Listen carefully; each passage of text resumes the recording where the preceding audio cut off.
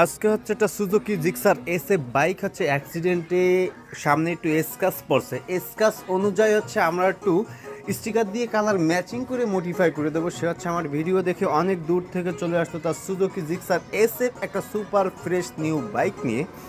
আমরা হচ্ছে গাড়ির সাথে কালার ম্যাচিং করে হচ্ছে এখানে একটু স্টিকার দিয়ে মডিফাই করে দেবো। ভিডিওটা ভালো লাগলে শেয়ার করে অন্যকে দেখানোর সুযোগ করে দিবেন।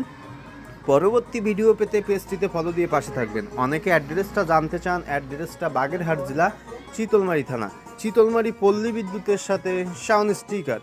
ফাইনালি হচ্ছে আমাদের একটা মডিফাই হয়ে গেছে। এখন এই জায়গার মডিফাইটা হচ্ছে ব্ল্যাক স্টিকার দিয়ে হচ্ছে মডিফাই করে সুন্দর করে কাটিং করে দিলে লুকটা চলে আসবে।